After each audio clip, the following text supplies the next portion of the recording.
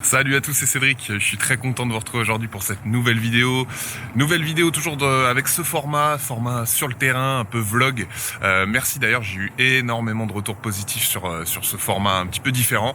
Donc ça me fait plaisir parce que voilà, c'est un format qui est plus facile pour moi à mettre en place au niveau de mon emploi du temps, entre mes rendez-vous, et puis j'aime bien pouvoir toujours vous apporter de la valeur, vous apporter des conseils concrets sur l'immobilier, donc c'est ce qu'on continue à faire sur cette chaîne avec ce nouveau format. Donc il y a d'autres formats aussi qui viendront s'ajouter à celui-là par la suite, mais pour l'instant voilà, on va faire pas mal de vidéos avec ce format-là.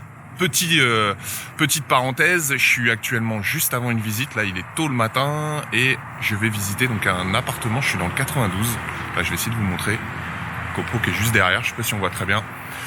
C'est dans le cadre d'un achat-revente, c'est une succession, j'y vais avec un de mes confrères, donc c'est un 4 pièces, voilà, on va voir ce que ça donne, j'y vais là, il est assez tôt, avant mes rendez-vous de la journée, voir un petit peu ce que ça donne et est-ce qu'on va pouvoir faire avec cette OP. C'est un bien qui est pas encore en vente.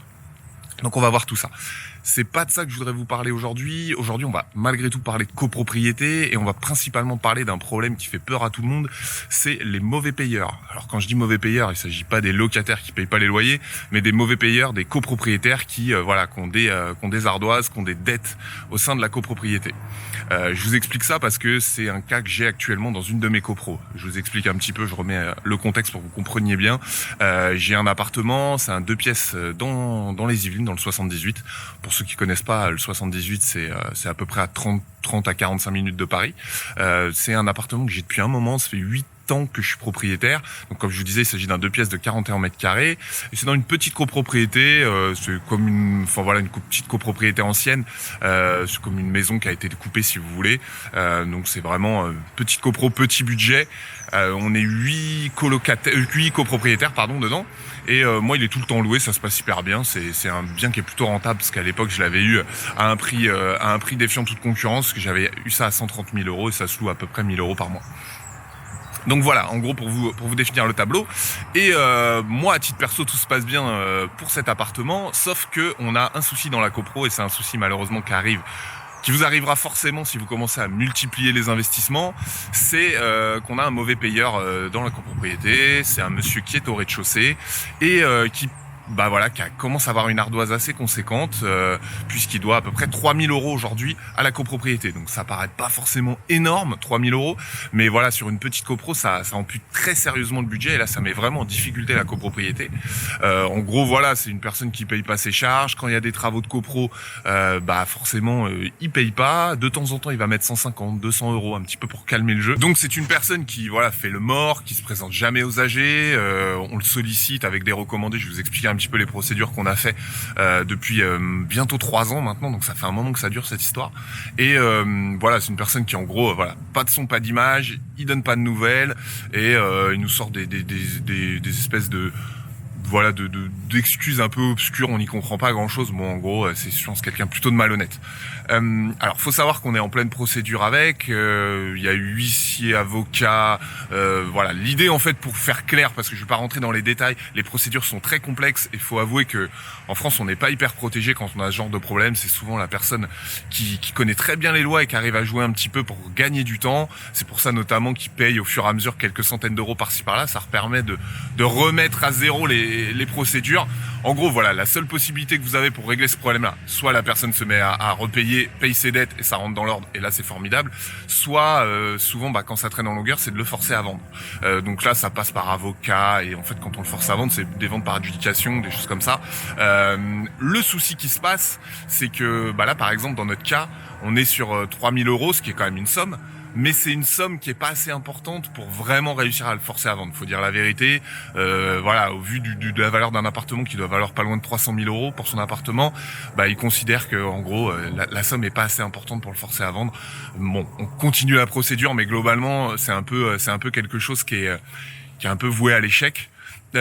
Sachant que la copropriété, par contre, essaye de jouer sur le fait que justement, vu que c'est une petite copro, les dettes qu'il doit met en danger la copropriété. Je vais vous en parler pourquoi. Concrètement, quel est le souci au-delà du fait que ça énerve tout le monde et que tous les copropriétaires sont sur les dents parce que voilà, tout le monde trouve pas ça normal de pas payer ce qu'on doit au sein d'une copropriété, c'est qu'aujourd'hui ça bloque vraiment le fonctionnement de la copropriété. Par exemple, sur les travaux de copro, je vais vous expliquer quelque chose de très concret qui se passe dans cette copropriété, c'est qu'on a en fait les boîtes aux lettres et les portes, en fait, il y a comme un système de sas, on a 2 portes vitrées qui sont en mauvais état et il y a des fenêtres et des Velux dans les copros qu'on voudrait changer parce qu'il commence à y avoir des fuites, des infiltrations, donc ça commence à vraiment dégrader les parties communes.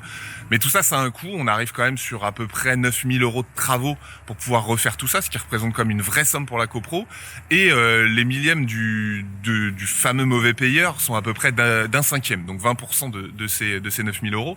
Donc on se dit tout simplement que voilà, si on appelle ces travaux, ça fait 2 ans qu'on aimerait bien les refaire, mais forcément, vu qu'il paiera pas ce qu'il doit, ça bloque complètement le fonctionnement de la copro. Et moi, c'est ça vraiment qui me dérange aujourd'hui. Je veux dire, le fait d'avoir des mauvais payeurs dans la copro, on peut pas aller contre. Je veux dire, à un moment donné, vous avez un bien pendant une dizaine d'années, vous pouvez pas savoir ce qui va se passer pendant 10 ans. Il y a des choses à mettre en œuvre pour pouvoir anticiper les problèmes s'ils existent déjà au moment de l'acquisition. Je vous en parlerai tout à l'heure dans la vidéo. Mais je veux dire, quand ça vous arrive en plein milieu d'une acquisition, moi j'ai acheté il y a 8 ans, il y avait aucun problème. Ça fait 3 ans maintenant qu'on a des soucis. Forcément, vous vous retrouvez un petit peu piégé. Et moi, c'est vrai que je suis de ceux plutôt qui diraient, j'ai envie que la copropriété continue à fonctionner et pas tout bloquer. Là, ça fait 2 ans qu'on bloque les travaux parce qu'on se dit, il y aura une dette qui va s'accumuler. Cette personne-là va pas payer. C'est, on va dire globalement, il doit à peu près 2500 €. Donc globalement, quelles sont les solutions qui s'offrent à nous? Il y a 3 possibilités. Soit on vote pas les travaux, on attend que la situation se règle d'elle-même. Comme je vous dis, c'est quelque chose qui peut prendre beaucoup de temps. Donc c'est au risque de la dégradation de l'immeuble, donc forcément de nos biens, puisque voilà, si l'immeuble se dégrade, ça va dégrader nos biens, la valeur de nos biens, que ce soit au niveau locatif, que ce soit en cas de revente. Donc ça, c'est pour moi pas la bonne solution. La deuxième solution, c'est de voter les travaux et on croise les doigts pour que la personne paye. Au vu de l'historique, je pense que ça n'arrivera pas, je vous le dis honnêtement. Et puis la troisième solution, et vers laquelle on se dirige, c'est voter les travaux. Voilà, les travaux devraient démarrer d'ici 4 mois. Entre-temps, on fait des appels de fonds, on refait une assemblée générale extraordinaire 1 mois avant le début des travaux pour statuer un petit peu, voir si, pourquoi pas, il y a une somme qui a été payée et on restatue à ce moment-là. Si le mauvais payeur n'a rien payé, est-ce qu'on maintient les travaux au risque de que sa quote-part soit répartie parmi les autres copropriétaires, ou alors on bloque tout en se disant non, finalement on veut pas, et puis on revient au point de départ et on refait pas les travaux. Personnellement, moi j'ai clairement émis le souhait qu'on aille au bout, quitte à prendre la dette pour nous. Je sais que c'est pas logique, c'est pas une bonne chose. Nous, ça nous fait à peu près 500 € de plus de travaux, donc c'est quand même 440 € exactement, de plus pour la copro, pour notre quote-part. Donc c'est quand même pas génial, mais au final, je pense que c'est mieux de payer plus et que les travaux soient faits. Et au moins, ça valorise encore l'immeuble, ça évite que tout se dégrade et ça continue à donner un vrai coût, une vraie valeur, à chaque lot. Et c'est vrai que la majorité des copropriétaires sont plutôt dans cet esprit-là. Il y a aucune logique, c'est pas normal, mais c'est la vie aussi quand on investit. De temps en temps, il y a des choix à faire pour la valeur long terme de votre bien. Donc moi, je partirais plutôt là-dessus. Donc on a quand même statué une assemblée générale extraordinaire 1 mois avant le début des travaux pour en discuter.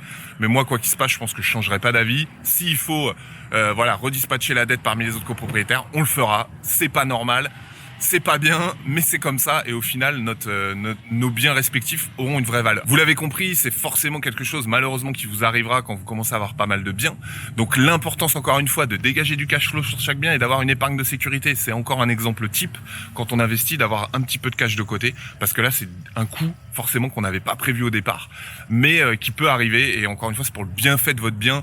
C'est utile d'avoir une copropriété qui est en bon état. Maintenant, on va parler de la possibilité de pouvoir anticiper ces choses-là. C'est-à-dire de voir, vous êtes au niveau de votre acquisition, il y a un bien qui vous intéresse et vous voulez vous assurer qu'il n'y ait pas de mauvais payeur, qu'il n'y ait pas une procédure en cours, qu'il n'y ait pas ces problèmes-là. C'est très simple. Il suffit de demander plusieurs documents. Premièrement, les comptes rendus d'assemblée générale. Je vous en ai déjà parlé. Vous demandez les 3 derniers. Pourquoi pas remonter jusqu'aux 5 derniers si vous voulez voir l'historique. Maintenant, en demandant les 3 derniers, vous aurez forcément une trace s'il y a un mauvais payeur. Il y a forcément un sujet. Regardez bien en fin de compte rendu d'assemblée générale. Il y a toujours un onglet questions-réponses, questions diverses. Et regardez un petit peu ce qui a été évoqué. Quand il y a une situation qui commence à s'envenimer, une petite dette qui s'installe, souvent c'est évoqué dans ces parties-là. Évidemment, s'il y a des procédures en cours, vous les verrez à ce moment-là. Et vous avez une autre possibilité, un autre autre document que vous pouvez demander lorsque vous allez acheter, ce qui s'appelle le pré-état daté. C'est obligatoire pour signer un compromis de vente. C'est un peu la carte d'identité, si vous voulez, de la copropriété, où on voit les arriérés de paiement et autres. Donc ça vous permettra un petit peu de mettre, d'appuyer là où ça fait mal. S'il y a un gros arriéré, regardez un petit peu de quoi ça parle. Et je vous invite évidemment à appeler le syndic et surtout le président du conseil syndical. Souvent, c'est des personnes qui sont là depuis longtemps, qui habitent l'immeuble, et ça vous permet en général d'absolument tout savoir. En consultant ces documents, en contactant ces différentes personnes, vous aurez forcément écho ou non d'un problème de paiement. Clairement, pour moi, c'est pas un frein à l'achat, mais il faut le savoir avant parce que voilà, on peut s'embarquer dans 10 ans de galère avec un mauvais payeur. Donc voilà, quand on achète, pensez bien à demander ces documents et à vous renseigner auprès du conseil syndical. Je vous conseille de toute façon de le faire systématiquement, qu'il y ait problème ou pas problème. C'est toujours bien de savoir un petit peu ce qui se passe dans la copropriété. Enfin, dernier point, qui est pas des moindres, c'est que qui dit mauvais payeur dit un fonctionnement de copropriété qui est un petit peu bancal, donc des opportunités. Voilà, cette personne-là, au bout d'un moment, si vraiment il peut pas payer, ça va commencer à poser problème, même si ça met 5-10 ans. Il y a un moment donné, très souvent, cette personne va vendre. Ça peut être aussi une possibilité. Si vous savez que ça va être vendu aux enchères ou autres, essayez de vous positionner avant.